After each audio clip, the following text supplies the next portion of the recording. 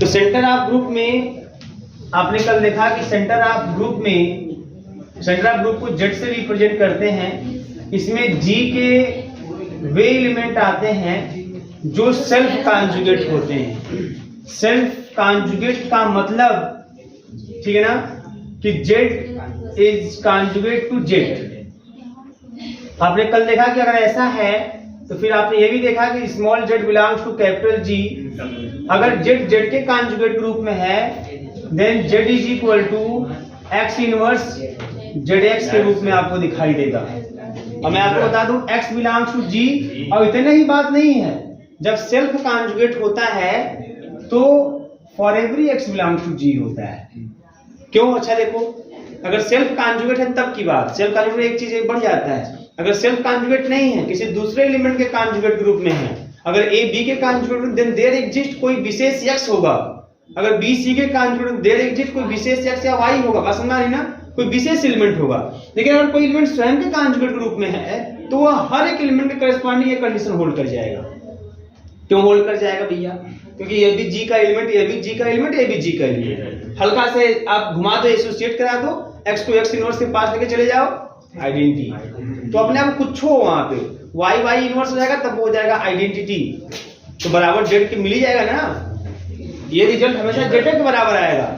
X का मान कुछ रख दो, एक्स का मान कुछ भी रख दो, ये रिजल्ट हमेशा जेड के बराबर। तो अगर सेल्फ कॉन्जुगेट होता है, ये आप ध्यान रखिएगा, अगर सेल्फ कॉन्जुगेट होता है तो एक्स बिलोंग्स टू जी तो होगा करेगा, लेकिन ये हर एक एक्स के लिए काम करता है, हर एक एक्स पे ये कंडीशन होल्ड कर जाएगा। For every X belongs to G, self conjugate भी करेंगे। तो आप ऐसे लिख सकते हैं फाइनली। हाँ, बड़े आराम से यहाँ आप लिख सकते हैं, ठीक है, कोई समस्या नहीं। ठीक है, अच्छा आप देखिए ध्यान से, ये आप किए हैं। आगे देखिए small Z belongs to capital G such that, तो इसका मतलब आता है क्या बेटा, इसको ट्रांसफर कर दें तो X Z is equal to Z X. ये निकल के आ गया हमारे पास कि सेंटर ऑफ जी में इसको जेड कैपिटल जेड से रिप्रेजेंट करते हैं, उसमें जी के वे एलिमेंट आते हैं जो इस तरह की प्रॉपर्टी होल्ड करते हैं। बस नहीं, मतलब जी के वे एलिमेंट आते हैं जो जी के प्रत्येक एलिमेंट के साथ कम्यूट करते हैं। अब मुझे इसी को दिखाना था, क्या जो थ्योरम कल दिया गया था, इसी को नॉर्मल सबग्रुप दिखाना था, है ना। तो now we have to show that, इसे कंटिन्यू कर देना है, ठीक है ना। We have to show that, हमें क्या शो करना है, बात नहीं बेटा, कि Z is a normal subgroup, कि जेड नॉर्मल सबग्रुप है। किसी को सबग्रुप शो करने, नॉर्मल सबग्रुप शो करने के पहले हमें क्या शो करना पड़ता है कि वो सबग्रुप है, कि वो सबग्रुप है। और सबग्रुप भी शो करने के पहले आपको ये चेक करना है क्या उसमें इनवर्स है कि नहीं, क्योंकि सबग्रुप के लिए कंडीशन क्या है, जिसको भी सबग्रुप दिखाना होता है दो एलिमेंट वहां से लेते हैं। मान लो ए और बी वहां से ले लिया तो ए बी इनवर्स वहां होना चाहिए। तो पहले प्रश्न उठता है कि बी इनवर्स है कि नहीं, पहले उसमें पहले बी इनवर्स चेक कीजिए उसमें है कि नहीं है। बात समझ में आ रही है? तो आइए तो हम सबसे पहले इनवर्स चेक करेंगे, फिर उसके बाद ए बी इनवर्स टाइप का एलिमेंट देखेंगे, फिर उसके बाद है ना नॉर्मल सबग्रुप को चेक करने जाएंगे, ठीक है। तो अब जब भी ये बात आएगी दो एलिमेंट तो लेना पड़ेगा। लेट कर लेते हैं, दो एलिमेंट हम ले लेते हैं भाई यहाँ पे। Let Z1, Z2 belongs to capital Z. दो एलिमेंट हम कैपिटल जेड से ले लेते हैं, है ना, जगह बैठिए, ठीक है ना। बैग में बहुत कुछ भरा हुआ है, टिफिन को लेके आती है। अच्छा ध्यान दीजिए, वहां पे कैपिटल जेड में दो एलिमेंट हैं, मैंने मान लिया स्मॉल Z1 स्मॉल Z2। लेकिन अभी आपने जो रिजल्ट देखा कि जो कैपिटल जेड में एलिमेंट आते हैं वह जी के हर एक एलिमेंट के साथ कम्यूट करते हैं। तो ध्यान है ना, कैपिटल जेड में वे एलिमेंट आते हैं जो जी के हर एक एलिमेंट के साथ कम्यूट करते हैं, मतलब वही है। देखो इसका मतलब, या ये भी कह सकते हैं कैपिटल जेड में वे एलिमेंट आते हैं जो सेल्फ कॉन्जुगेट के रूप में होते हैं। तो सेल्फ कॉन्जुगेट से ये रिजल्ट आया हुआ है, ये रिजल्ट कम्यूटेटिव प्रॉपर्टी दिखा रहा है और जी के प्रत्येक एलिमेंट के साथ दिखा रहा है। बात समझ में आ रही है? एक लाइन वो मेरी बात ध्यान रखिएगा, अगर कोई एलिमेंट सेल्फ कॉन्जुगेट ग्रुप में होता है तो वह कैपिटल जी के हर एक एलिमेंट के साथ एक प्रॉपर्टी होल्ड करता है। यहाँ कोई भी एक्स आप जी का लगा सकते हैं, लेकिन अगर कोई एलिमेंट दूसरे एलिमेंट के साथ कॉन्जुगेट ग्रुप में है तो उसके लिए कोई विशेष जी का एलिमेंट होगा। जैसे मैं बोलूं कि D is conjugate to A, this means that there exists X belongs to G। यहाँ there exists, कोई X ऐसा एग्जिस्ट करेगा कि B is equal to X inverse AX आपको दिखाई देगा। देखिए अगर मैं ये बोलता हूं कि A is conjugate to A, then A is equal to x inverse AX for every x belongs to G, या G के प्रत्येक एलिमेंट पे काम करेगा। अब काहे नहीं करेगा, क्यों नहीं करेगा? तो बड़ा आसान है ना, ए भी जी का एलिमेंट, ए भी जी का एलिमेंट, ए भी जी का एलिमेंट, जो एसोसिएटिव प्रॉपर्टी लगा दोगे तो जैसे ही x इनवर्स पे इधर भेजोगे आप, ये आइडेंटिटी दे जाएगा। तो यहाँ कुछ हो रहा है, यहाँ y रखोगे तब वो y इनवर्स y आइडेंटिटी हो जाएगा, तो a बराबर a तो आ ही जाएगा। लेकिन इसमें, इस वाले में अगर एलिमेंट चेंज करोगे तो जरूर थोड़ी है कि a वाला रिजल्ट इसके बराबर आ जाए, ये रिजल्ट पूरा इसके बराबर आना चाहिए। तो यहाँ तो a के बराबर दिख ही जाएगा, कुछ लगा दो x के स्थान पे। यहाँ for every x belongs to G, और जब कोई एक एलिमेंट दूसरे एलिमेंट के रूप में होता है तो देन है ना, कोई there exist x belongs to G। ये अंतर समझिएगा। चलो ध्यान दीजिए, इसके बाद क्या है, हमने दो एलिमेंट ले लिया Z1 Z2 कैपिटल Z से, कैपिटल Z से हमने दो एलिमेंट ले लिया Z1 Z2। चलो भैया जल्दी बैठो, आप लोग डिस्टर्ब करते हो, ठीक है ना। अब बताओ कैपिटल Z में अगर कोई भी एलिमेंट लेते हो तो ये प्रॉपर्टी होल्ड करेगा।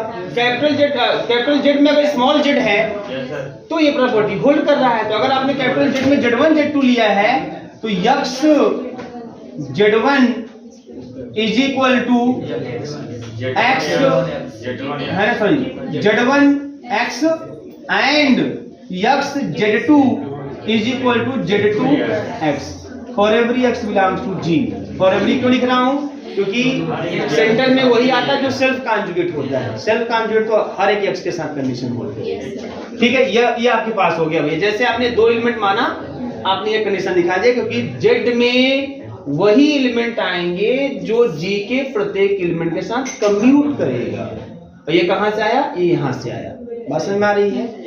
अब ध्यान दो यहाँ पे, since x Z1 is equal to Z1 x, ये आपके पास है ना। अगर हम दोनों साइड x इनवर्स लगा दें, क्योंकि अगर x बेटा G में है, x G का एलिमेंट है, तो x इनवर्स भी G के पास होगा। तो है हमारे पास, लगा दे दोनों साइड। तो x इनवर्स x Z1 है ना, सॉरी x इनवर्स है ना Z1 x, ये आपके पास, ठीक है। अब इससे क्या हो भैया, अब चूंकि देखो x G का एलिमेंट, x इनवर्स G का एलिमेंट, Z1 जो है वो कैपिटल Z का एलिमेंट है, पर कैपिटल Z में भी G के ही एलिमेंट आते हैं, मतलब Z1 भी G का ही एलिमेंट है। ये सभी G के एलिमेंट हैं, एसोसिएट करा लो बेटा, x इनवर्स x और Z1 is equal to x inverse है ना Z1 x। अभी मैं ऐसे लिख देता हूँ, कोई समस्या नहीं है। तो यहाँ पे हो जाएगा Z1 is equal to x inverse और Z1 x। बात समझ में आ रही है। Z1 के कॉन्जुगेट रूप में तो हिबे करेगा। अब इसी x को उधर भेज दो, इसी x को उधर भेज दो, तो Z1 x इनवर्स हो जाएगा। राइट से भेजोगे तो राइट में जाएगा, और x इनवर्स Z1। इसका मतलब कि अच्छा देखिए, हमको दिखाना क्या है अभी, एक मिनट रुक जाओ, बड़े गधे हैं आप लोग, है ना। हमें दिखाना क्या है, वो चीज आप भूल के मनमान सबग्रुप दिखाना है। यस, रुक जाओ। एक्चुअली हमें दिखाना है कि Z1 Z2 का इनवर्स कैपिटल Z में है, तो सबग्रुप होगा। बात नहीं ना, हमें Z1 Z2 का इनवर्स कैपिटल Z में दिखाना है। बात समझ आ रही है, तो ध्यान से। तो हम Z1 इनवर्स से मल्टीप्लाई कर देते हैं, वो ध्यान समझिएगा। Z1 इनवर्स से देखो, बहुत सिंपल समझो। Z को हमको दिखाना है नॉर्मल सब ग्रुप, इसको दिखाना है सब ग्रुप। इसमें का दो एलिमेंट लोगे, तो अगर हम Z1 Z2 इसमें ले तो Z1 Z2 का इनवर्स इसमें होना चाहिए ना। तो Z2 इनवर्स है कि नहीं है वो हमको चेक करना है। उस तरीके से तो हम X1 इनवर्स की तरफ बढ़ रहे थे, है ना। तो ये चीज है। तो यहाँ तो क्या हो जाएगा, यहाँ पे एसोसिएट करा लेते हैं हम लोग। तो यह हो जाएगा Z1 इनवर्स रहने देते हैं x Z1, और यहाँ पे Z1 इनवर्स एसोसिएट करा लो कि Z1 अगर कैपिटल Z का एलिमेंट है, कैपिटल Z में G के ही एलिमेंट आते हैं, इसलिए कोई दिक्कत नहीं, एसोसिएटिव प्रॉपर्टी लगा सकते हैं बेटा। तो ये Z1 इनवर्स और x Z1 है, और यहाँ हो जाएगा आइडेंटिटी, खाली x मिल जाएगा। अब इस यहाँ के Z1 को फिर इसको एसोसिएट करा लो, आप इसको एसोसिएट करा लो ऐसे, और x कर लो। अब यहाँ के Z1 को ट्रांसफर कर दो, है ना। तो राइट से ट्रांसफर होगा, राइट में जाएगा। तो Z1 का inverse x is equal to x Z1 का इनवर्स। तो जो भी है ना, ध्यान दीजिएगा, G का जो भी एलिमेंट जिसके साथ G कैपिटल G का सभी एलिमेंट कम्यूट करते हैं, जी का वो एलिमेंट जो है कहाँ जाता है, कैपिटल जेड में। इसका मतलब Z1 का inverse belongs to capital Z. इसी तरीके से सिमिलरली सेम पैटर्न पर अगर आप xz2 is equal to z2x लोगे तो आपको यह भी मिल जाएगा z2 का inverse belongs to capital Z. क्या करना है, बस सेम तरीके से जहां Z1 इनवर्स से मल्टीप्लाई किया Z2 इनवर्स से मल्टीप्लाई किया, इसी तरीके से आप ऐसे लाके दिखा दीजिएगा तो लास्ट में आ जाएगा Z2 inverse x is equal to x Z2 inverse, और जो भी x के साथ कम्यूट करेगा है ना वो कैपिटल जेड में जाएगा। बस काम खत्म हो जाता है। तो ये चीज भी आपको मिल जाएगा उसी तरीके से। अब हमको मिल गया कि भैया हमारे जेड में अगर कोई एलिमेंट है तो उसका इनवर्स भी जेड में होगा। अब देखते हैं नाउ, अब हम ये देखना चाहते हैं कि Z1 Z2 का इनवर्स है ना। Now we have to show that अब हमें ये शो करना है कि जो Z1 Z2 का इनवर्स है यह कैपिटल जेड में बिलोंग करेगा। अगर ये कैपिटल जेड में बिलोंग कर गया तो कंफर्म है कि कैपिटल जेड सब ग्रुप बन जाएगा। अब ये कैपिटल जेड में बिलोंग कैसे पता चलेगा कर रहा है, जब वो एक्स के साथ कम्यूट करेगा। तो कैपिटल जेड में जो भी एलिमेंट है ना वो कौन सा एलिमेंट है जो जी के प्रत्येक एक्स के साथ क्या कर रहे हैं, कम्यूट कर रहे हैं। तो अगर इनको कैपिटल जेड में जाना है तो इनको एक्स के साथ कम्यूट करना होगा। आइए कम्यूट करके देखते हैं ना। Z1 Z2 इनवर्स x ले लेते हैं, अब देखते हैं कम्यूट करा के। बड़ा बहुत ही सिंपल, Z1 कैपिटल जेड का एलिमेंट है, Z2 इनवर्स कैपिटल जेड का एलिमेंट है, x जी का एलिमेंट है, ये बात सही है। लेकिन जो भी जेड के एलिमेंट हैं कैपिटल जेड के वो जी के भी एलिमेंट हैं, ये सभी के सभी जी के भी एलिमेंट है, तीनों जी के एलिमेंट हैं। जब तीनों जी के एलिमेंट है एसोसिएटिव प्रॉपर्टी लगा दीजिए, Z1 Z2 का इनवर्स x कर दीजिए, फिर इसको है ना Z1, अब यहाँ पे इसको लिख सकते हैं क्या, अब ये चीज कहां से लिखेंगे, लिखेंगे x Z2 इनवर्स। ये कहां से लिख रहे हैं, किस रूल से लिख रहे हैं, ये इसे यहां दिख रहा है ना, ये दिख रहा है ना इस तरीके से। और इसी तरीके से यहां भी जब सॉल्व करोगे तो आपको यही दिखाई देगा क्या, x Z2 का inverse is equal to Z2 का इनवर्स x। मैं यहां से लिख रहा हूं, ये मत कहिएगा कम्यूटेटिव प्रॉपर्टी से लगा दिए ना, कम्यूटेटिव प्रॉपर्टी नहीं लगाया हूं, जी ग्रुप है न कि अबेलियन ग्रुप है, कोई हमें जानकारी नहीं उसके बारे में अबेलियन है कि नहीं है। तो यहां जो मैं कम्यूट कर रहा हूं यहां से कर रहा हूं, या जो भी कम्यूट करूंगा वो यहां से करूंगा। बात समझ में आ रही है। तो मैं इसी हिसाब से Z2 इनवर्स x के स्थान पे x Z2 इनवर्स कर दिया। अब इसको फिर एसोसिएट करा लेते हैं और लिख देते हैं Z1 x और Z2 इनवर्स ऐसे बाहर कर देते हैं। अब ये चीज हो गया आपके पास। अब इसको फिर लिख देते हैं, ऐसे पलट देते हैं क्योंकि हमारे पास ये रिजल्ट है। अब इसको कम्यूट कराते हैं, बट कम्यूटेटिव प्रॉपर्टी जी के कम्यूटेटिव प्रॉपर्टी से नहीं, यहां के हिसाब से। तो इसमें लिख देते हैं x Z1 और Z2 inverse.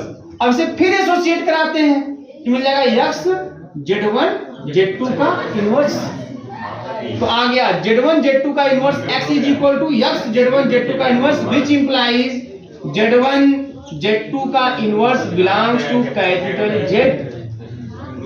So which implies Z is a subgroup, Z हमारा सब ग्रुप बन गया। बात समझ में आ रही है। अब नॉर्मल सब ग्रुप है ना, फॉर नॉर्मल सब ग्रुप, नॉर्मल सब ग्रुप। अब नॉर्मल सब ग्रुप के लिए क्या होगा ध्यान दीजिएगा।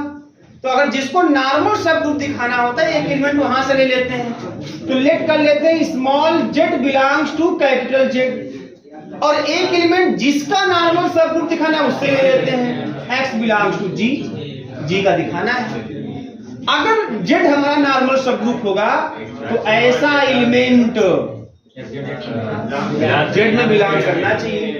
अब क्या ये z में बिलोंग करेगा ऐसा एलिमेंट की नहीं, आइए इसको चेक करते हैं, है ना।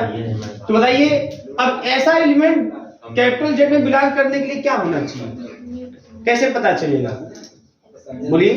ऐसा एलिमेंट जो है वो कैपिटल Z में बिलोंग करे इसके लिए क्या शो करके दिखाएंगे, कम्यूट कराएंगे, इस पूरे को कम्यूट कराएंगे, है ना। ये तो बहुत आसान है, ये दिखाना है ना। अब इसको देखो कि क्या है एक्चुअल में यह। तो यह x z x इनवर्स जो है ये सभी पहले बात तो g के एलिमेंट है। अब इनको एसोसिएट कराते जाओ आप, कोई दिक्कत नहीं, करा दिया एसोसिएट। बात समझ में आ रही है।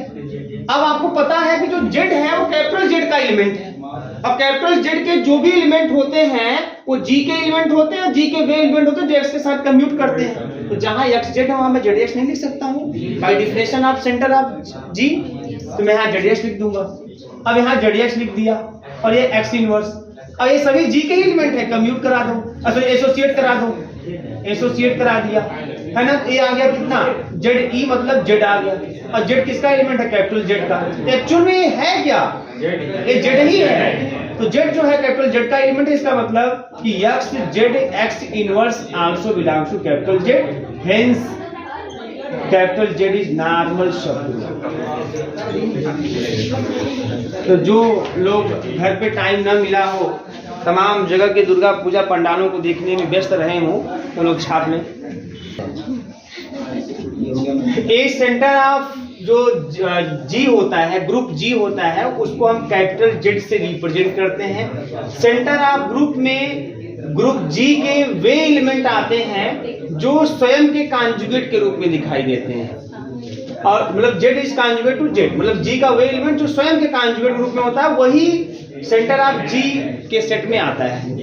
अब जेड जेड के कॉन्जुगेट के रूप में है, तो कॉन्जुगेट का जो डिफिनेशन है उस हिसाब से Z is equal to X inverse X Z हो जाएगा, sorry X inverse Z X हो जाएगा। क्योंकि आपको बताएगा अगर B is conjugate to A, B is conjugate to A, then there exist X such that B is equal to X inverse A x.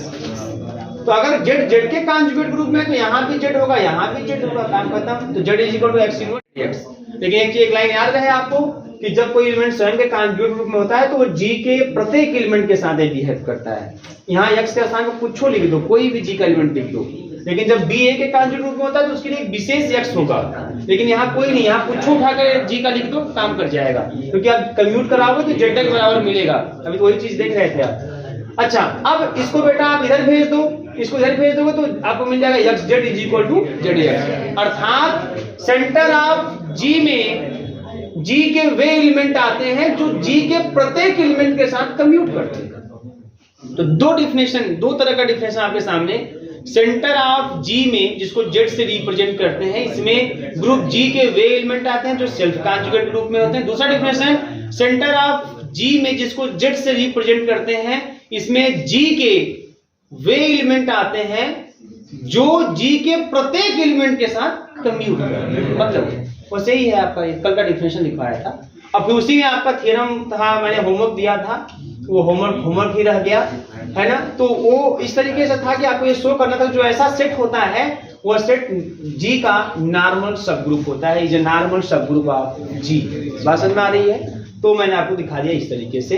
Normal सब group दिखाने के लिए इनवर्स एग्जिस्ट करना चाहिए, पहले वो सब ग्रुप होना चाहिए, फिर नॉर्मल सब ग्रुप होगा। ठीक है, अब आगे बढ़ते हैं। मिटाएं भैया, बोलिए।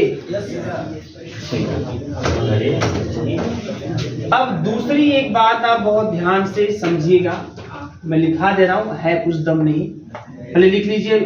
थ्योरम, एक थ्योरम के रूप में थोड़ा सा थ्योरम है, बट उसके स्टेटमेंट को ज्यादा ध्यान में आपको रखना है। थ्योरम लिखिएगा, if small A belongs to capital Z, if small A belongs to capital Z, if and only if small a belongs to capital Z, if and only if Na is equal to G, if and only if Na is equal to G, and if G is finite, and if G is finite and small a belongs to Z, if and only if order of Na is equal to order of G, order of Na is equal to order of G। ठीक है, ये आपका theorem. मतलब ये जो theorem है ये actual में मैं एज ए स्टेटमेंट यूज करूंगा आगे के थ्योरम। तो ये मतलब स्टेटमेंट में लिखवा दिया हूं, बट एक्चुअल में है क्या, मैं अगर मोटे मोटे तरह से बात करूं तो ये क्या है, आप उसको समझने की कोशिश करें। कुछ है नहीं विशेष वैसे इसमें। देखो, इसमें आपको एक एक्चुअल में एक लाइन दिमाग में रखना है कि अगर जेड का एलिमेंट है, सेंटर ऑफ ग्रुप का एलिमेंट है, तो नॉर्मलाइजर ऑफ ए जो होगा वो एक्चुअल में पूरा जी के बराबर है। और अगर नॉर्मलाइजर ऑफ ए पूरा जी के बराबर है तो ए बिलोंग्स टू जेड होगा, तब ऐसा पॉसिबल है। एक्चुअल में थ्योरम यही है। और ये चीज क्या है? ये तो कुछ नहीं है। अगर नॉर्मलाइजर आप ये जी के बराबर हो जाएगा तो जितना नॉर्मलाइजर आप ए का आर्डर होगा उतना ही आपका जी का आर्डर होगा। ये तो कुछ नहीं है, लाइन नहीं है, एक लाइन है केवल। इस थ्योरम का स्टेटमेंट को एक लाइन आपको याद रखना है कि जो नॉर्मलाइजर आप ए, आप जिस एलिमेंट की बात करते हो, तो जिस एलिमेंट के नॉर्मलाइजर की बात, जिस एलिमेंट के रेस्पेक्ट में नॉर्मलाइजर की बात करते हो, अगर वो एलिमेंट सेंटर ऑफ ग्रुप का एलिमेंट हो गया तो कंफर्म है कि नॉर्मलाइजर ऑफ ए बराबर क्या होगा? जी। ये आपको दिमाग में रखना है। अब ऐसा प्रूफ भी कर सकते हो आसानी से। कैसे? अब इसे प्रूफ की बात करें, हियर वी हैव टू, मैं यहीं से स्टार्ट करता हूं, यहां से proof. Here we have to show that, we have to show that, यही हमको शो करना है। क्या शो करना है? कि if A belongs to Z implies na बराबर g and if na equal to g implies a belongs to z, दोनों तरफ, if and only मतलब दोनों तरफ। क्लियर है? तो चलो कोई एक मान लेते हैं, let a belongs to z, a belongs to z, ठीक है? a z का एलिमेंट है। अब आपसे क्या छिपा है बताइए? अगर a z का एलिमेंट है तो कंफर्म है कि आपको मिलेगा ax बराबर xa for every x belongs to g, क्योंकि a अगर z का एलिमेंट है तो चलो इसका मतलब यह हुआ कि a is conjugate to a, a is conjugate to a, इसका मतलब ये हुआ कि a is equal to x inverse ax for every x belongs to g। और जब ये हो गया तो ये हो गया, वही जो मैंने दिखा था। तो इसलिए पहले लिख दिया हूं आपको तीनों तरीके से, तीनों लाइन आराम से डिटेल में, ताकि मैं डायरेक्ट अगर लिखूं तो कंफ्यूज आप मत होइएगा। तो ये फिर लिख दिया कि a अगर z का एलिमेंट है तो a के साथ कॉन्जुगेट, सेल्फ कॉन्जुगेट होगा, सेल्फ कॉन्जुगेट होगा तो ये चीज होगा, कॉन्जुगेट की प्रॉपर्टी होल्ड होगी, है ना? और जब इसको भेज देंगे उधर तो ये मिल जाएगा, ax is equal to xa for every x belongs to g। ठीक है ना? अब आप ये भी जानते हो, इसका मतलब अगर मैं इस लाइन को ध्यान में रखूं, इस लाइन को अगर मैं ध्यान में रखूं तो इसका मतलब क्या हुआ? इसका मतलब यह हुआ कि ये जो स्मॉल a है, या मैं इसको ऐसे भी लिख सकता हूं कि जो यने है, यने की बात अगर मैं करूं, ठीक है ना? यने में सबसे पहले कौन से एलिमेंट आते हैं, पहले वो चीज भी आप जान लीजिए। दो चीजें हैं, देखो यहाँ पे जब भी आपको इस थ्योरम को करना है तो एक चीज याद रखेंगे, जेड क्या होता है आपके दिमाग में होना चाहिए। जेड में जी के वे एलिमेंट आते हैं जो इस तरह की प्रॉपर्टी होल्ड करते हुए दिखाई देंगे। बात समझ में आ रही है? और नॉर्मलाइजर ऑफ ए का मतलब जी के वे element x belongs to G, G के वे एलिमेंट जो a के साथ कम्यूट करें such that ax is equal to xa। तो अब ax is equal to x दिखाई दे रहा है ना? इसका मतलब यह हुआ, इसका मतलब यह हुआ कि x बिलोंग्स टू, सर जी, हाँ सर यहाँ फारा क्यों लगा दिए यहाँ पे? हाँ। ये तो भाई इसका डिफिनेशन है, से मैं लिखा हूँ अभी। ये कि सभी एलिमेंट है जिसका कम्यूट करेंगे। हाँ रे, अभी क्या समझा सर, उर्दू में बता रहा था क्या आप लोग? अगर वही मैं अभी शुरू में कई बार ये चीज मैं पहले ही स्टार्ट किया इसी बात से कि अगर कोई एलिमेंट स्वयं के कॉन्जुगेट के रूप में होगा तो जी के प्रत्येक एलिमेंट के साथ एक कंडीशन होल्ड करेगा। क्योंकि देखो यहाँ पे एक्चुअल में यहाँ कुछ लगाओ, ए के साथ कुछ भी x इनवर्स ax लगाओगे तब भी ये a मिलेगा, क्योंकि ये सब जी के एलिमेंट है। कम्यूट करा दो x इनवर्स के साथ, अगर यहाँ y भी लिखोगे तब वो a मिलेगा, यहाँ कुछ लिखो a मिलेगा। तो इसलिए जी का कोई एलिमेंट, जैसे जी में 1 है तो 1 इनवर्स और a तब वो a देगा, 2 का इनवर्स और 2 तब वो a ही मिलेगा। तो एक कंडीशन जी के प्रत्येक एलिमेंट के साथ होता है जब सेल्फ कॉन्जुगेट होता है तब। अब अगर एक एलिमेंट दूसरे के कॉन्जुगेट के रूप में होगा तब हर जी के एलिमेंट के साथ नहीं होगा, जी के किसी विशेष एलिमेंट के साथ होगा। तब बात समझ में आ रही है? यही बात मैं आपको शुरू से समझाने की कोशिश कर रहा हूँ, लाइन में बैठा लीजिए दिमाग में। तो ये चीज हो गया यहाँ पे ना। अच्छा, अब इसको देखिए, जो डिफिनेशन है Na का, Na में कौन आता है? Na में जी के वे एलिमेंट आते हैं जो a के साथ कम्यूट कर रहे हैं। तो हाई x जो है a के साथ कम्यूट कर रहा है ना, तो इसका मतलब x कहाँ बिलोंग कर जाएगा? Na में बिलोंग कर जाएगा ना, इस तरीके से। और x है क्या? अब ये जो कंडीशन लागू हो रहा है, ये जो कंडीशन आपको दिख रहा है कि x a के साथ कम्यूट कर रहा है, वो x g का प्रत्येक एलिमेंट है। मतलब g का प्रत्येक एलिमेंट a के साथ कम्यूट कर रहा है, इसका मतलब g का प्रत्येक एलिमेंट Na में जाएगा। बात समझ आ रही है? इसका मतलब यहाँ पे for every x belongs to G, G का प्रत्येक एलिमेंट Na में जाएगा। भाई x जो भी a के साथ कम्यूट करेगा वो Na में जाएगा। तो Na के साथ जी का प्रत्येक एलिमेंट कम्यूट कर रहा है, तो जी का प्रत्येक एलिमेंट Na में जाएगा। इसका मतलब विच इंप्लाइज, अच्छा अब ये चीज ऐसे आ गया ना अब यही चीज आप उल्टा भी, अगर x Na में है तो यह कंडीशन होगा, ये कंडीशन है तो यह कंडीशन, यह कंडीशन तो यह कंडीशन। बात समझ में आ रही है ना? इसका मतलब कि Na बराबर G, G का प्रत्येक एलिमेंट, भाई Na में G के प्रत्येक एलिमेंट जा रहे हैं, इसका मतलब Na बराबर G। और जब Na बराबर G तो नंबर ऑफ दोनों बराबर है, तो जितने नंबर ऑफ एलिमेंट इसमें होंगे उतने नंबर ऑफ एलिमेंट इसमें होंगे। Order of Na is also equal order of G। Note कर लीजिए आप। तो एक लाइन पहले दिमाग में रहे आपके, ये आपको थ्योरम का प्रूफ लिखना ना लिखना अलग बात है, आपको बस ये याद रहे, अगर स्मॉल a कैपिटल Z का एलिमेंट है तो A का जो नॉर्मलाइजर सेट बनेगा वो G ही होगा, कोई नया नहीं होगा, और पूरा का पूरा G होगा, यानी बराबर G। बस ये दिमाग में रखना है। कल अभी पढ़ा रहे हैं, ये बोल रहे हैं तुम। चलिए अब नेक्स्ट थ्योरम लिखिएगा आप। Let capital G be a finite group, let capital G be a finite group, capital G be a finite group and capital Z be the and capital Z be the center of capital G, and capital Z be the center of capital G, capital Z be the center of capital G, then the class equation of capital G, then the class equation of capital G, then the class equation of capital G can be written as order of G is equal order of Z plus summation A does not belongs to Z, order of G divides by the order of normalizer of A। B बराबर R omega पढ़ो क्या? B बराबर ये देगा R और omega क्या है? ठीक, अगर लिखिएगा where the summation runs over OBER, where the summation runs over one element small a in each conjugate class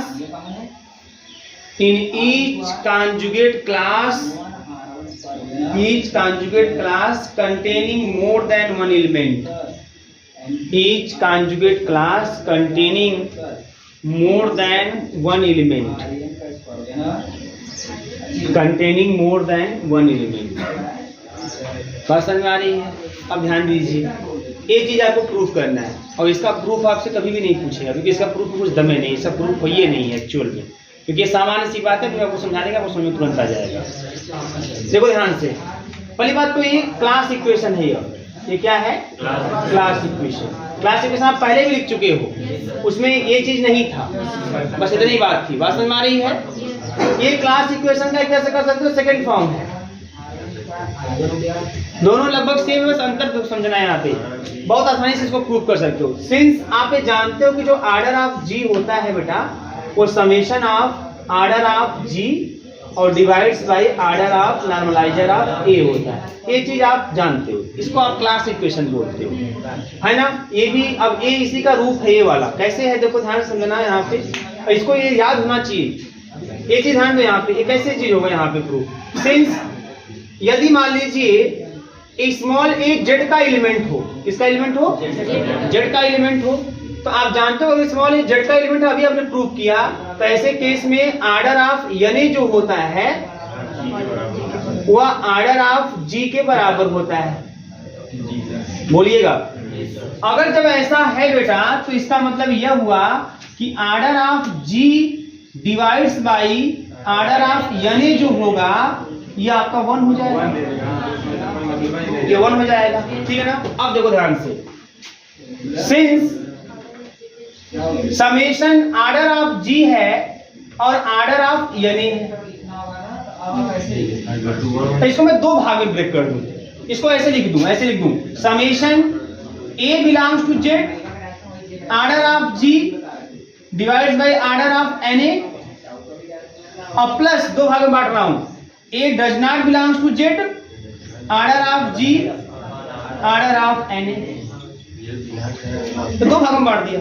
मतलब देखो भाई ये हो सकता है ना, जो जी में एलिमेंट है या तो जेड में होंगे या तो नहीं होंगे, ये ना होगा। जी में कौन से एलिमेंट आते हैं? जेड, कैपिटल जेड में जी के ही तो एलिमेंट आते हैं, कैपिटल जेड में जी के एलिमेंट आते हैं। तो जी के जो एलिमेंट मतलब आएंगे वो ऐसे हो जो सेल्फ कॉन्जुगेट के रूप में हो। तो जी के जो एलिमेंट सेल्फ कॉन्जुगेट के रूप में होंगे वो कैपिटल जेड में आएंगे, और जो नहीं होंगे कैपिटल जेड में नहीं आएंगे। तो इस तरह से पूरे एलिमेंटों को आप इस तरह दो कैटेगरी में बांट सकते हैं, दो कैटेगरी में बांट दीजिए, है ना। ये उसके लिए लगा दीजिए जो जेड में है, ये उसके लिए लगा दीजिए जो जेड में नहीं है। तो पूरा मिला जुला जी ही मिलेगा, पूरा मिला जुला के जी का एलिमेंट ही मिलेगा, पूरा मिला के ऑर्डर ऑफ जी ही मिलेगा। बात समझ में आ रही है? लेकिन आप ध्यान दो यहाँ पे, अब जो एलिमेंट जेड में है, अगर एलिमेंट जेड में है तो ये कंडीशन होल्ड होता है, ये कंडीशन होल्ड होता है। मान लेते हैं जेड में, है ना, मान लीजिए जो जेड में आपके पास n एलिमेंट है, कुछ ना कुछ एलिमेंट होंगे ना। मान लीजिए जेड में n एलिमेंट है, अगर बेटा जेड में n एलिमेंट है तो हर एक एलिमेंट के करेस्पॉन्डिंग जो इसका रेशियो आएगा 1 आएगा। तो 1 + 1 + 1 + ऐसा होता जाएगा। तो 1 + 1 + कितना, n बार, तो n मिल जाएगा। बात समझ आ रही है ना? तो यहाँ पे मैं लिख सकता हूँ क्या, यहाँ पे इस तरीके से ये जो रिजल्ट होगा, ये रिजल्ट आपका ऐसा हो जाएगा 1 + 1 + ऐसे 1 + ऐसे करके n टाइम्स हो जाएगा। लेकिन कब, जब आप मान लेंगे, है ना, ये चीज मान लेंगे, लेट कर लीजिए जेड में कुछ एलिमेंट होंगे, कुछ तो होबे करेंगे। मैं मान लिया n एलिमेंट है, तो अगर n एलिमेंट है तो n टाइम्स, k मानेंगे तो k टाइम्स, यही तो होगा। और प्लस का summation a does not belongs to z और order of g divides by order of n। बोलिएगा, ठीक है ना? अब बताओ ये जब जोड़ेंगे कितना, n ही तो मिलेगा। और plus summation a does not belongs to z और order of g divides by order of n। Clear है? और ये n है क्या एक्चुअल में? ये n बताता है ना कि number of element in capital Z, और number of element in capital Z means order of Z, order of Z, है ना। और प्लस का summation a does not belongs to Z order of g divides by order of normaliser of a। और ये सब किसके बराबर? तो a इसके बराबर चल रहा है और a किसके बराबर होता है? ऑर्डर ऑफ g के बराबर होता है ना। फ्रॉम इक्वेशन फर्स्ट, तो फ्रॉम इक्वेशन फर्स्ट आप लिख देंगे, from equation first order of g is equal ये पूरा पूरा ऑर्डर ऑफ z और प्लस का summation a does not belongs to z order of g divide by order of n। तो ये चीज आप दिमाग में रखेंगे। अगर सेंटर के रूप में लिखना है तो क्लास इक्वेशन को लिखेंगे order of g is equal to order of z plus summation a does not belongs to z order of g divide by order of normaliser of a। अगर सेंटर के रूप में नहीं लिखना है then order of g is equal to summation, है ना, order of order g equal to summation order of g divide by order of normaliser of a। बस ये चीज है। दोनों रूप आपके क्लास इक्वेशन के हैं, एक है आपका सेंटर फॉर्म में, एक विदाउट सेंटर के फॉर्म में। तो सेंटर के फॉर्म में समझ लीजिए, लिख लीजिए, बस एक चीज है। इसका प्रूफ नहीं पूछेगा, हाँ, लेकिन ये चीज ध्यान में रहे कि सेंटर के टर्म में क्या है, सेंटर के टर्म में क्या नहीं है, नोट कर लीजिए।